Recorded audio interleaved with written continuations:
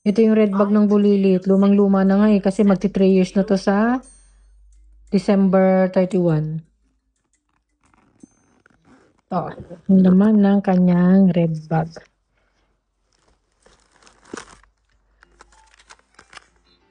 Adapt Cera ring.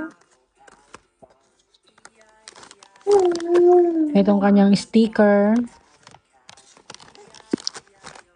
Tapos ito yung pinaka-bag. Ayan. Tinutupi ko. Kasi malaki eh. Pag hindi nakatupi, nilalagyan ko ng tape isa-isa.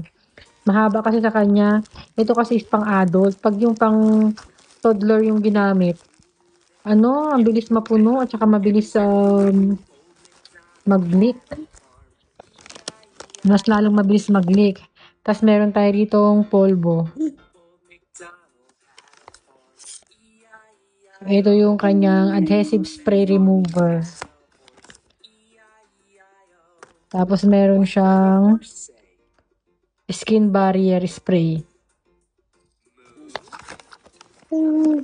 And meron tayo ditong Sudo cream.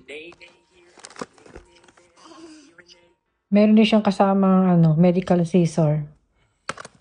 Yan ang kanyang medical scissor.